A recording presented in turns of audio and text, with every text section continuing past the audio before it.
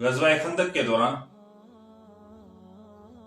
آپ سب جانتے ہیں کہ آقا کریم نبی رحمت صلی اللہ علیہ وآلہ وسلم خندق کی کھدائی اپنے ہاتھوں سے فرما رہے تھے، اور یہ وقت صحابہ کے ہاں فقر تھا۔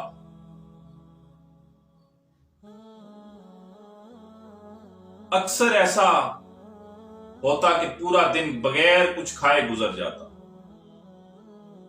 خندق کی کھدائی کے دوران صحابہ نے اپنے پیٹوں پہ پتھر باندھے ہوئے تھے،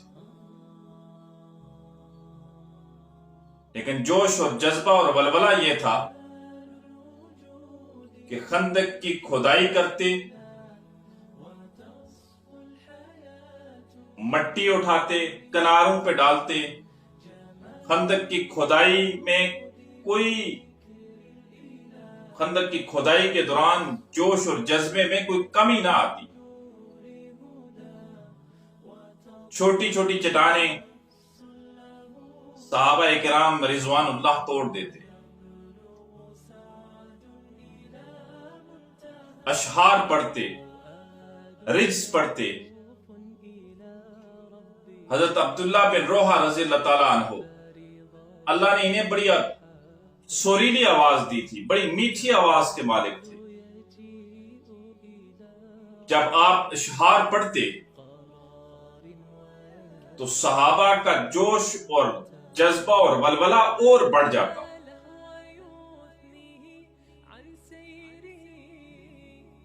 پھر صحابہ حضرت عبداللہ بن روحہ رضی اللہ تعالیٰ عنہ کے اشعار کا ساتھ دیتے، پیچھے پیچھے اشعار پڑھتے، اور وہ اشعار کیا تھے؟ ان کا مفہوم یہ ہے کہ یا اللہ، تیرا لاکھ لاکھ شکر ہے کہ تو نے آقا کریم نبی رحمت صلی اللہ علیہ وآلہ وسلم کو ہم میں مبعوث فرمایا، جنہوں نے ہمیں شرک سے روکا۔ ہم جہنم کے کنارے کھڑے تھے، ہمیں جہنم کے گڑھے میں گرنے سے بچا دیا۔ یا اللہ، تیرا لاکھ لاکھ شکر ہے کہ ہم اللہ اور اس کے رسول صلی اللہ علیہ وآلہ وسلم پر ایمان لے آئے۔ یا اللہ، ہم ایمان لائے تجھ پر، تیرے حبیب آقا کریم نبی رحمت صلی اللہ علیہ وآلہ وسلم پر۔ اگر ہم ایمان نہ لاتے، اگر ہم اسلام قبول نہ کرتے، تو نہ ہی ہم صدقہ و خیرات کرتے، نہ ہی ہم نمازیں پڑھتے۔ تو آقا اپنے غلاموں کا یہ جذبہ دیکھ کر نا، تو آقا دعا فرماتے، اللہ اکبر، کہ یا اللہ، یہ دنیا کی زندگی عارضی ہے، میرے ان ساتھیوں، ان مہاجر اور انصار کی آخرت کو سنوار دے، آخرت کی جنت کے بالا خانوں میں ان کا قیام کر دے۔ یا اللہ، میرے ان مہاجرین اور انصار کی بخشش فرما دے۔ جب آقا کے زبان اطہر سے یہ دعا نکلتی تو صحابہ کا جذبہ اور بڑھ جاتا، اور جوش اور ولولے اور جذبے کے ساتھ خندق کی کھدائی فرماتے۔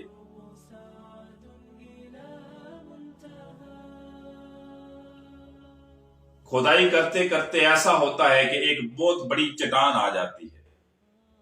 صحابہ کوشش کرتے ہیں کہ اس چٹان کو توڑا جائے، لیکن وہ ٹوٹتی نہیں۔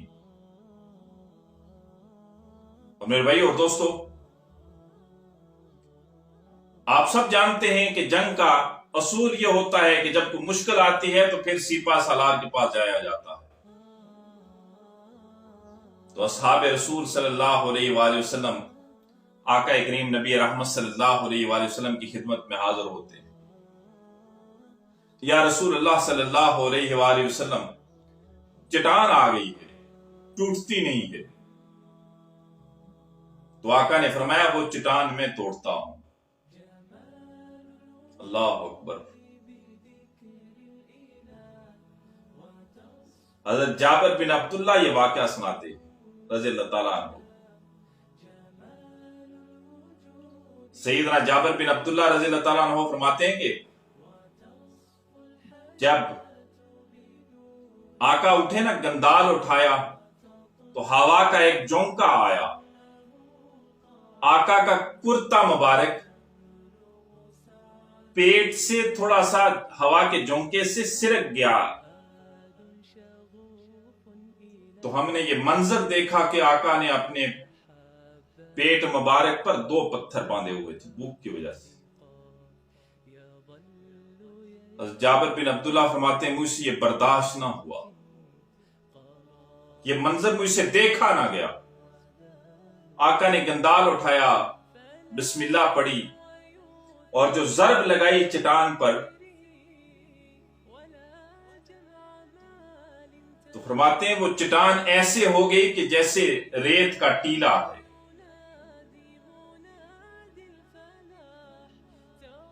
لیکن میری آنکھوں میں وہ منظر پیوست ہو گیا۔ میں اجازت چاہ کے آقا کریم نبی رحمت صلی اللہ علیہ وآلہ وسلم سے اجازت چاہیے اور اپنے گھر چلا گیا۔ بیوی کو یہ سارا واقعہ سنایا اور پوچھا کہ گھر میں کچھ کھانے کو ہے؟ میری بیوی نے کہا ہاں، بکری بھی ہے اور تھوڑے سے جو ہیں، 4-5 لوگوں کا کھانا اس سے بن جائے گا، آپ بکری کو ذبح کیجئے، میں جو کو چکی میں ڈالتی ہوں اس سے آٹا بناتی ہوں،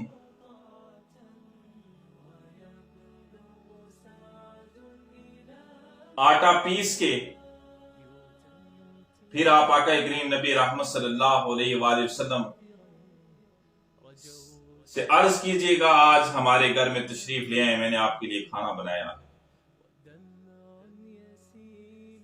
حضرت جابر بن عبداللہ رضی اللہ تعالیٰ عنہ فرماتے ہیں کہ میں نے بکری کو ذبح کیا، جلدی سے اسے صاف کیا، چولہے پہ چڑھایا، اتنی دیر میں آٹا پیس لیا میری گھر والی نے، اور میں اپنی گھر والی سے کہتا ہوں تنور گرم ہو گیا، میں کہتا ہوں ابھی روٹیاں نہ لگانا، جب آقا کریم نبی رحمت صلی اللہ علیہ وآلہ وسلم تشریف لائیں گے اس وقت گرم گرم روٹیاں انہیں دینا، ابھی آپ روٹی، جب آپ کے ہاں مہمان آتا ہے تو اکرام کرتے ہو نا، روٹی گرم ہونی چاہیے، وہ مہمان بھی کیسے ہیں پھر۔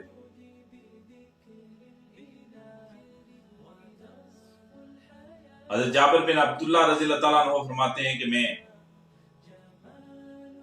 چلا گیا، آقا کریم نبی رحمت صلی اللہ علیہ وآلہ وسلم کی بارگاہ میں عرض کی، یا رسول اللہ صلی اللہ علیہ وآلہ وسلم 4-5 لوگوں کا میں نے کھانا تیار کیا ہے، آپ 4-5 ساتھیوں کے ساتھ میرے گھر تشریف لے آئیں، کھانا کھا لیں۔ تو آقا نے فرمایا جابر بہت اچھا کیا، بہت عمدہ کام کیا، اور پھر آقا نے اعلان کر دیا کہ اے لوگو، جابر رضی اللہ تعالیٰ عنہ نے ہم سب کے لیے کھانا تیار کیا ہے، اس کے ہاں آج دعوت ہے،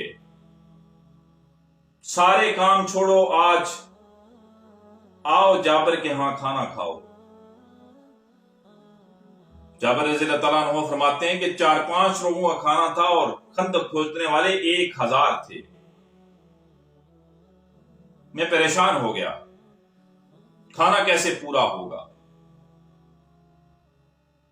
گھر کی طرف دوڑا تو آقا نے فرمایا جابر اپنے گھر والوں سے کہنا جب تک میں نہ کہوں چولہے سے ہنڈی نیچے نہیں اتارنی، اور جب تک میں نہ کہوں تو نور سے روٹیاں بند نہیں کرنی۔ میں گیا گھر، پریشان تھا، گھر والوں سے کہنے لگا کہ ہمارے ہاں تو 3-4 لوگوں کا کھانا ہے، لیکن آقا کریم نبی رحمت صلی اللہ علیہ وآلہ وسلم نے سب لوگوں کو میرے گھر آنے کی دعوت دے دی ہے، کھانا کیسے پورا ہوگا؟ تو جابر رضی اللہ تعالیٰ عنہ کی جو بیوی تھی نا، بڑی عقل مند تھی، کہنے لگی کس نے یہ حکم دیا ہے سب کو؟ کہا آقا کریم نبی رحمت صلی اللہ علیہ وآلہ وسلم نے۔ تو فرمانے لگے جابر پھر تجھے پریشان ہونے کی ضرورت نہیں ہے، یہ کھانا جانے اللہ کے حبیب جانے اور اللہ جانے، وہی برکتیں ڈالے گا۔ سارے لوگ آئے، آقا خود تقسیم کرنے لگے، روٹی کے اوپر گوشت رکھ کے دیتے۔ حضرت جابر بن عبداللہ رضی اللہ تعالیٰ عنہ فرماتے ہیں کہ سب نے کھانا کھایا اور پیٹ بھر کے کھایا۔ 10 لوگوں کو آقا نے حکم دیا کہ 10 لوگ اندر آتے جائیں اور کھانا لیتے جائیں، وہ 10 آتے وہ لے جاتے، پھر دوسرے 10 آ جاتے، 1000 بندے نے کھانا کھایا۔ پھر آقا کریم نبی رحمت صلی اللہ علیہ وآلہ وسلم نے فرمایا کہ اب جو گھر والے ہیں ان کو کھلائیں۔ حضرت جابر بن عبداللہ رضی اللہ تعالیٰ عنہ فرماتے ہیں پھر ہم نے کھایا۔ پھر آقا نے فرمایا اب جو بچ گیا ہے یہ اپنے قرب و جوار اور مدینہ میں تقسیم کر دینا۔ اللہ اکبر، اللہ اکبر۔